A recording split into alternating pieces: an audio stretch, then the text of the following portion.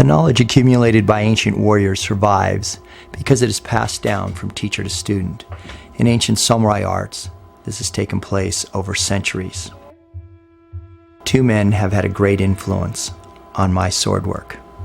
The first is Danan-J, Soke of Shidari Inagiryu, Aikibuge.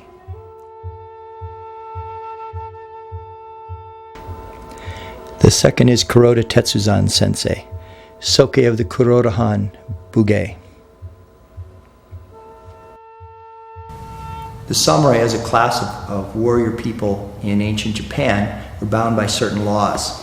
One of those laws is that samurai wore two swords. It wasn't just that they were able to wear two swords. It was that these swords defined who they were. And they were virtually the only ones who could wear these swords. It could be katana and tanto. It could be katana and wakizashi when dressed in civilian clothes. Okay? And when they were worn, you can see how an aikuchi style tanto, one without a guard like this, sits close and flat to my body. Okay? It's very much out of the way, but still easy to access. The katana is worn virtually parallel to the body, and this is for lots of reasons. One, you can't crowd the two swords together. You won't be able to draw them, especially as you stick a wakizashi in. The other reason is, as you move around, it's very difficult, those of you who've ever moved in a crowd of people with a sword, it's very difficult not to hit things with the saya. It's very long. So most of the time, if samurai came indoors, sword came out. Either went in a katana kake near the front door of the house, the entryway, or he would carry it with him and set it down and not kneel with it in his obi. When he was down, he would take it out and kneel with it out. Short swords, tanto wakizashi, were primarily used indoors for obvious reasons. Their length allowed easy access and easy wielding in a confined space. The longsword was at a disadvantage in low overhead confined spaces, most Japanese houses, most places that people went into. So, from a classical standpoint, in Kenjutsu, as we're defining it, we do not kneel with the long sword. We do not go into seiza with the long sword in our obi. The long sword's kept out. In Namiryu, our primary training tool is the sword. We use live blades in our practice, the same ones for Iai that we use in Tameshigiri. Most of my blades are made by Chen Xiaopo and Howard Clark. These blades are sharp and they're dangerous. It focuses our mind and teaches us proper technique. Training begins with bowing onto the mat. The mat is entered with the left foot, as this is a non-aggressive posture.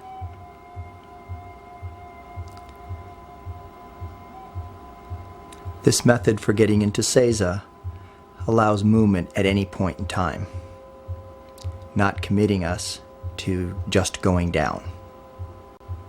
Sword is placed on the side.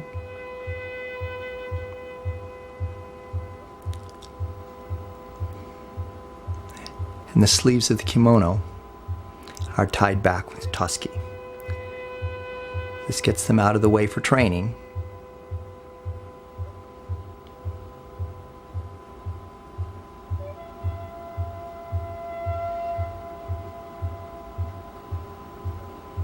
And allows freedom of movement.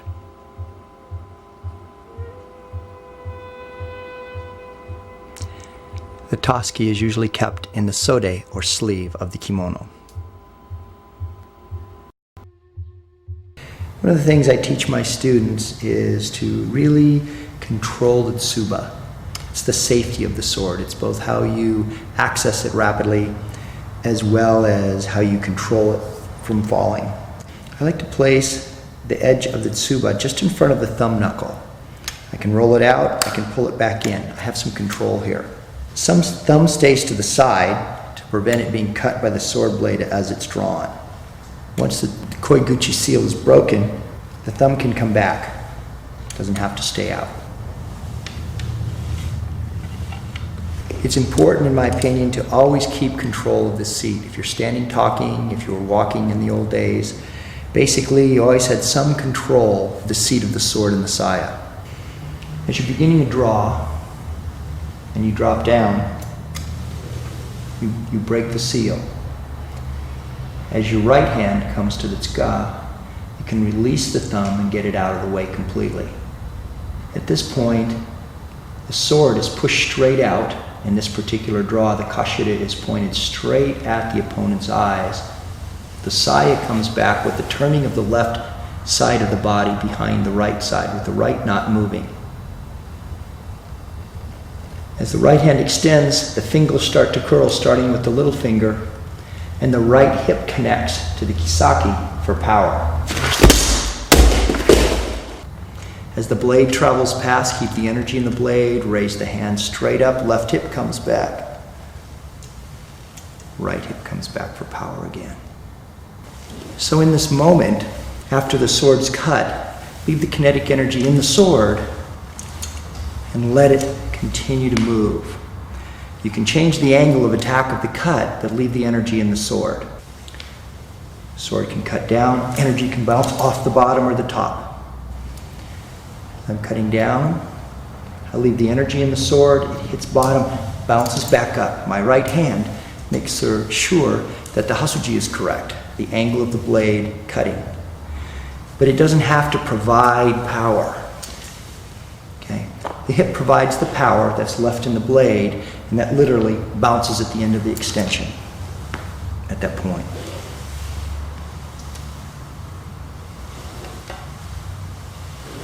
The balance point of the foot is where the tibia would come down if it was a straight line and could go through the foot, right in front of the calcaneus. That's the balance point. So you're balancing yourself like a stick, constant adjustments. The foot stays soft all around the edges and the toes. There's no shifting of weight and gripping at the floor with the feet. It's soft, makes your body light and fluid, and provides an ability to balance and move that you can't get by digging your feet into the ground. So in this position here, preparing to draw, my toes float, okay? They're not stuck into the ground. Even as I draw, right foot still floats. If I come to cut, both toes float. Balance point primarily on the front leg. So when coming into positions,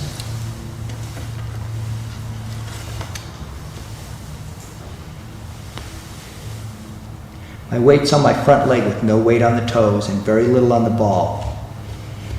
If I start leaning like this and I start levering my body this way, I'm going to bury myself into the ground. Settle. Balance poised. The sword stays in one point in space. My body moves to the sword. Both elbows stay tight.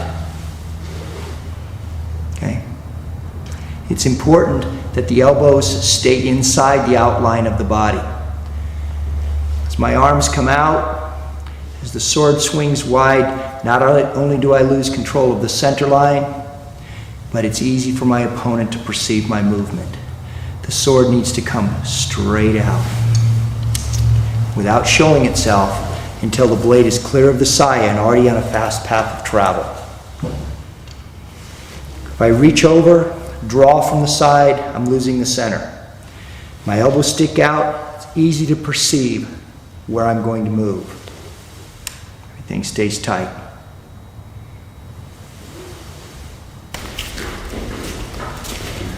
Don't follow the sword, don't look down. Okay, your eyes need to be on the opponent, chest, defocused. Not looking down, not looking off to where the blade cuts. Don't even in practice do that. It teaches you a bad habit. As you tip your weight forward, the weight's going to travel forward, your foot's going to put you off balance. Okay? Regardless of how you're moving, the head floats like it's on a separate pivot. Doesn't toss and throw around. Really essential. Don't tip it forward or drop it down like you're concentrating. Okay. Keeping the alignment is crucial. Not good.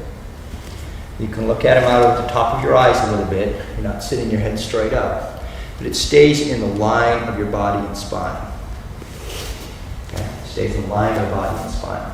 Very important point.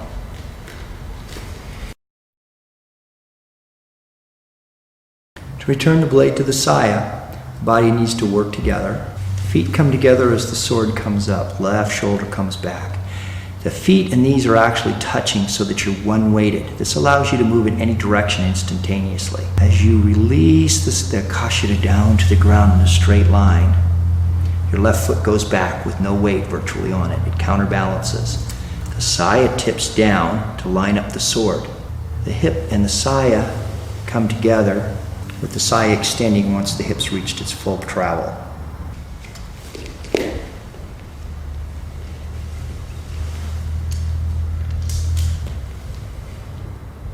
Hips gathered second.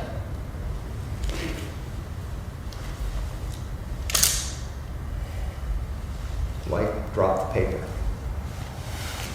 Movements all together.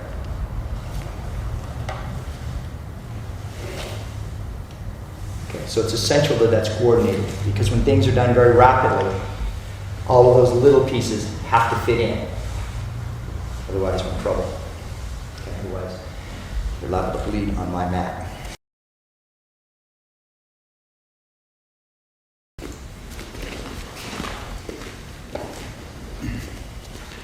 Let your head carry forward. Yeah, okay. Balance.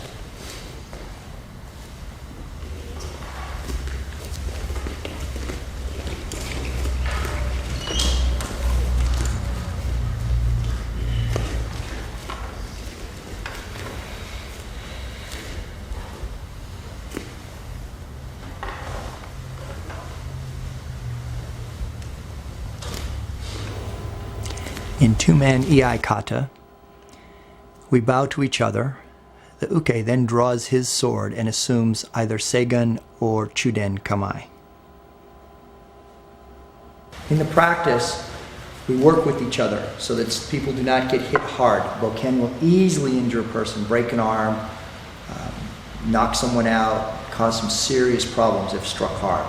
So working back and forth as the sword's coming and it's intercepting the arc of the uke, he'll move with it rather than get struck hard. It's essential that this travels straight out. It makes all the difference in the world. And it stays in the line of your body. If you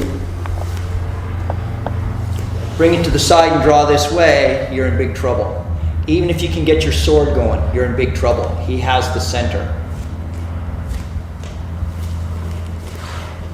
He has the center at that point. It's equally essential that all of this stays within the shadow outline of my body. Don't stick things out. The eye picks that up easily. Any movement that goes outside the shadow becomes ever easier to see. But if the movement stays within the shadow of the body, it becomes very difficult to perceive it coming. The whole thing of hiding a small movement that's easily visible within a big movement. Okay, it becomes hard to see the thumb. Very difficult, right? Because now there's big movement. So the disappearing takes place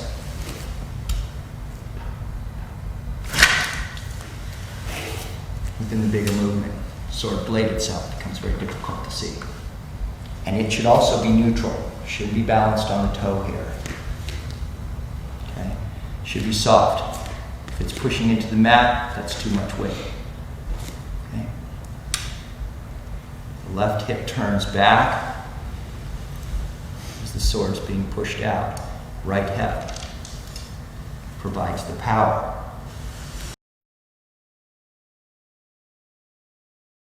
So if I want to transfer energy, I'm not pushing forward. I'm not pushing forward. Take the hip, power coming from behind, right? That's where the power for the sword is coming to cut.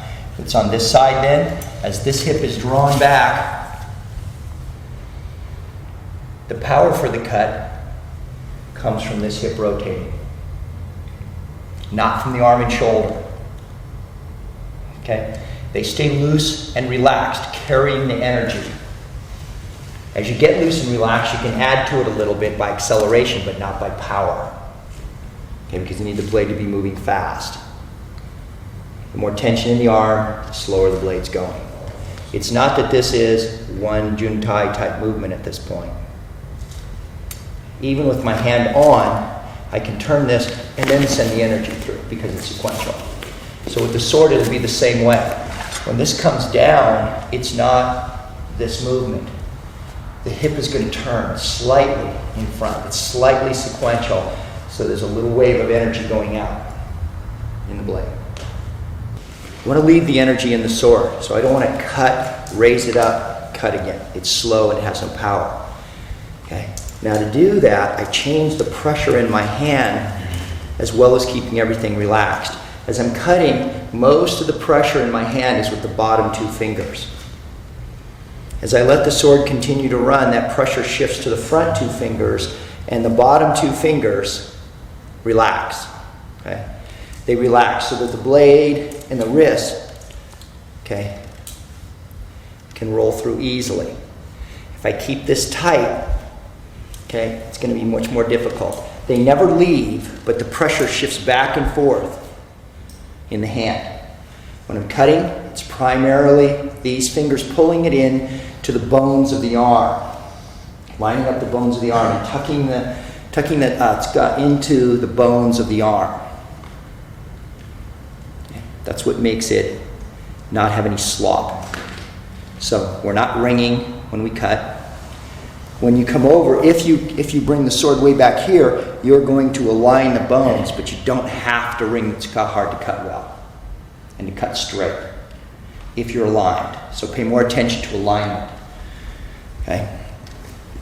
The other thing that takes place as you're cutting is the eye of the elbow, the opening of the elbow, is lined up right down the section of the blade. This rotates the head of the humerus bone into the shoulder joint and means that it's all bone on bone and the anterior delt's not carrying the power of the sword. Okay? It's not the soft point for the sword. Bone to bone, all the way through the hip. First cut, I let the blade run. By the second cut, when I want to stop the blade, I power the fingers here and let the back of its pressure run into the ulna, which is on the outside of your forearm. Okay? I power the front two fingers so that there's a tension between the two bones. Okay, I don't let this stretch anymore, and I make it run into the ulna bone a little bit. This part of this part of the hand. Okay?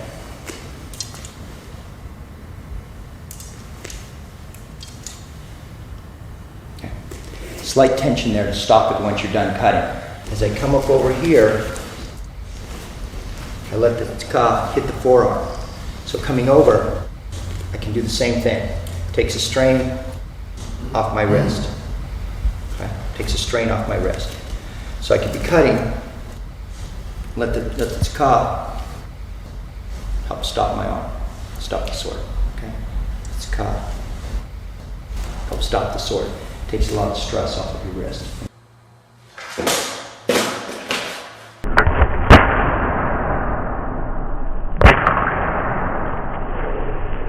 Starting slow,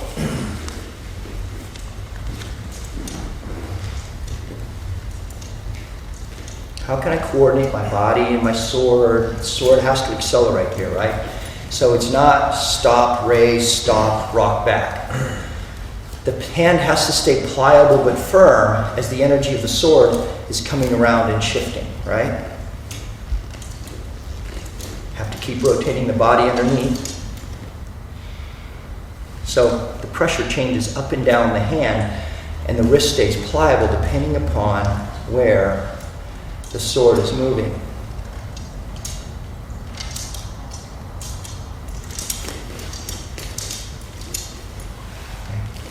Very important to get that. You want to keep the energy in the blade itself. Okay, that's the kinetic energy we're talking about. We don't want to draw it back into our body. The tension in our bodies, or the inability to have fluid transitions in the angle of the blade, is going to bring the energy back into us. But we're not doing the cutting. The blade's doing the cutting. And as we looked at in the Tameshigiri we did last week, see that if you leave the energy in the blade, it cuts very cleanly.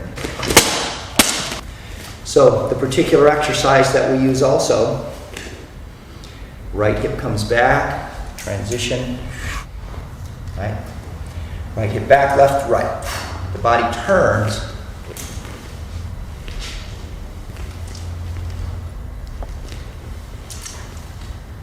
And regathers itself. Power comes from the right hip back as the sword's running free, the left hip comes back, and then the right hip back again. And opposite way. The movement gets ever smaller, although no less powerful, as you become more used to it. Okay? So the transition in your grip is essential to keep the sword moving freely. Okay? It's a transition in the grip and the balance of the body that allows the sword to do that bang bang, cut rapidly. Okay? We're cutting twice in rapid succession because tactically that works the best, makes the most sense. Stopping, redirecting the blade in the moment, too much time, too much adaptation, not enough power. Okay? So if you're going to cut, you want to immediately recut as rapidly as possible.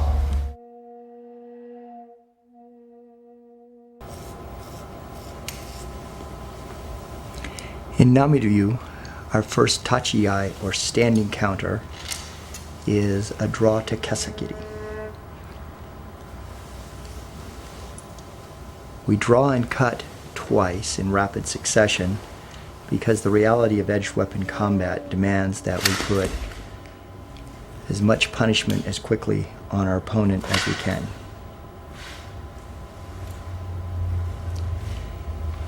The sword should be drawn straight out with the kashida pointed at the opponent's eyes. The energy is carried into the blade so that rapid second cut can be dealt. It's necessary to practice very slowly in the beginning. We then move to two-man kata. Working against an opponent attacking with mengiri.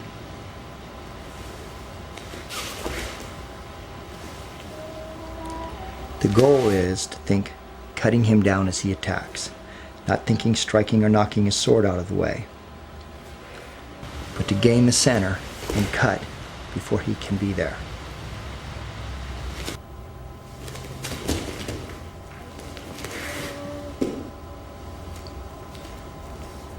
The uke moves as the cut is made so as not to be injured.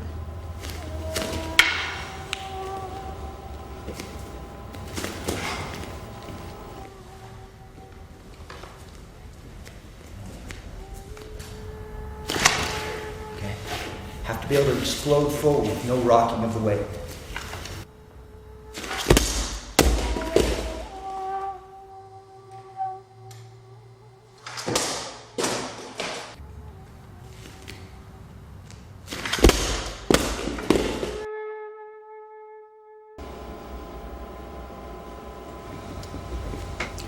The second tachi-ai counter goes kiriage kesa. Kiriage being a cut from ground to sky and returning with kesagiri from sky to ground. This allows us several options, including the one of not contesting for center. With kiriage, we can step off line slightly, cut through the opponent as he's attacking down the center line, without us contesting for that center line.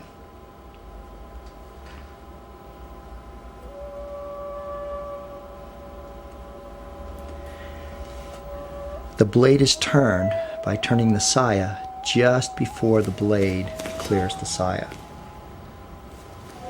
Draw straight at the opponent and turn the blade as late as possible, making it very difficult for him to perceive what's taking place.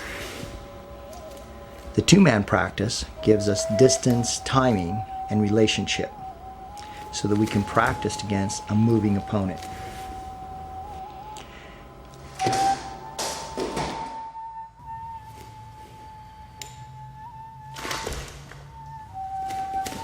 You go into your kamae as he goes into his, raising the sword above his head to strike.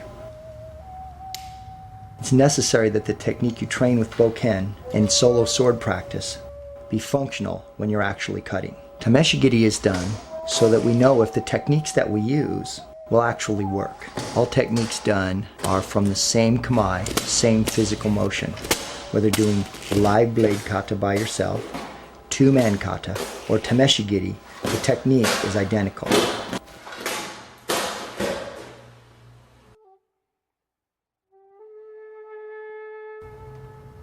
The third tachiai kata in Namiryu goes from do, or sometimes shallow angled kiriage, to a kesagiri. In this particular draw, the center line is left as you step out slightly to your right to get out from underneath your opponent's sword. You cut him across the belly, starting about midpoint of his body, and then allowing your left leg to turn around behind your body, use the power of that leg moving to cut behind the neck.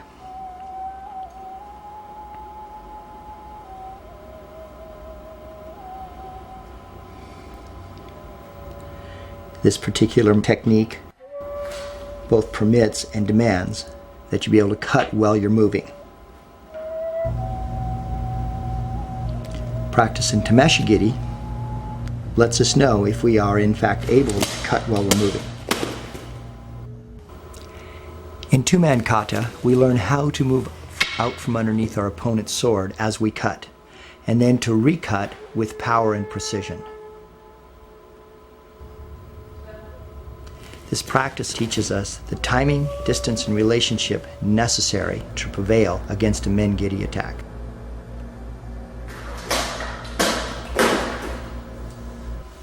There are different timings that can be involved depending upon when we perceive or choose to move in response to our opponent's attack. The movement of the right leg offline allows us to then swing our left leg behind and finish the cut of kesagiri.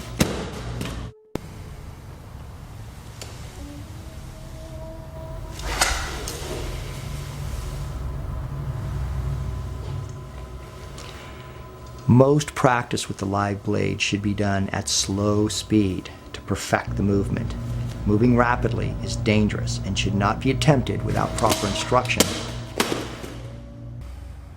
and until these movements have been mastered completely.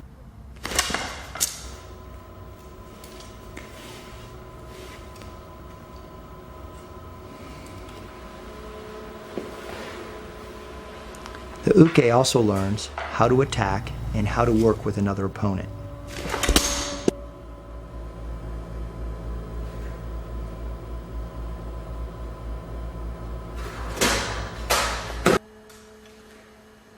During the kamae, the weight is left on the front foot.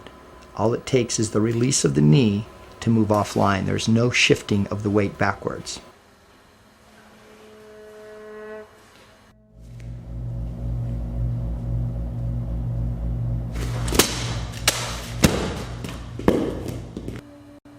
Dropping down in preparation, exploding.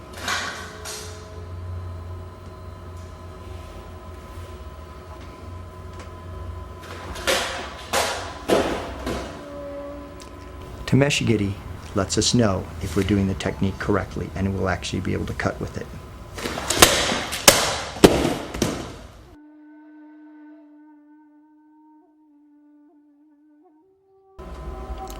In Namiryu, Noto is done with the constant thought in mind that we could be under threat. We're most vulnerable when returning the sword to saya. Noto is for all intents and purposes a mirror image of the draw. Both the draw and the returning to saya demand one weighting, dropping of the rear leg back, the left leg in this case, with the weight left forward. There's almost no weight on the back leg. This allows us to adapt and move in any direction. Our feet and knees locked together mean that we can move easily 360 degrees without shifting weight if we're attacked from any direction. By drawing the sword and returning it to Sai in virtually the same manner, it makes it easy for us to adapt to learning to draw the sword rapidly in case of an attack when we're in the middle of Noto, at any point in Noto. This is important as we do not know when the conflict's ended for sure, and we need to be ready at all times to re-engage effectively. There are any number of variations that can be practiced from this position, starting with some basic counters, going to ever more difficult ones.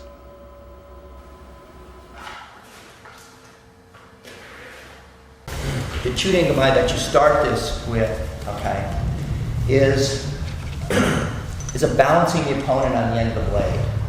It's not a digging into the ground, I'm going to hold and fight for the space. That's a different, there's styles that do that. That's not the style that we do. Okay? It is a weight still almost completely on the front foot, even though it doesn't appear that's the case. You're reaching out, the sword is covering this area right here, and you're balancing the person off the front of the sword, like you're balancing a stick. Alignment stuff becomes very crucial. Where the sword is pointed, the difference between Chuden and Seigen is just where the sword points. Okay, where it points. Seigen points at the eyes, Chuden points in the middle of the body, right around the sternum solar plexus area. You're reaching balanced. Your hands are soft. The sword is reaching, but it's light. It's not heavy. Okay? I need to respond to any movement of my opponent here. Not fight for that space for the moment that allows him, okay, to move around. So the whole suburi is fluid like that. Okay? The feet are soft on the ground. The body posture is balanced. This allows you to move quickly. When you dig yourself into the ground, you can't move easily and you have to rock your feet to move. Okay? You have to rock your feet to move. We're not interested in doing that. If you shift your weight back, now it's two movements to move back. Okay?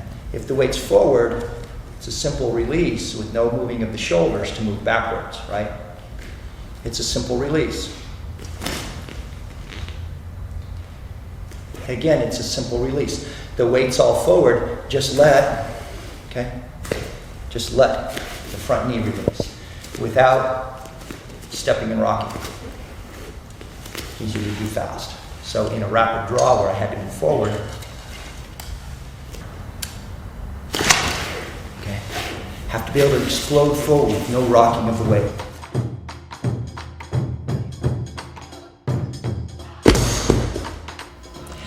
There are many ways of drawing and cutting with the sword.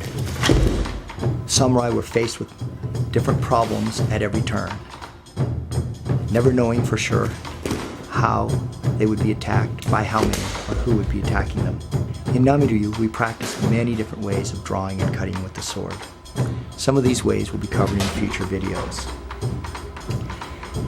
To become proficient in the use of the Japanese sword, proper instruction and long, hard training is essential. Swords are dangerous. It is essential that you be taught the proper techniques and that you practice them diligently. Slowly at first, slowly working your way up, allowing speed to come from competence and not from hurrying. Rolling and falling with the sword is another skill that is essential.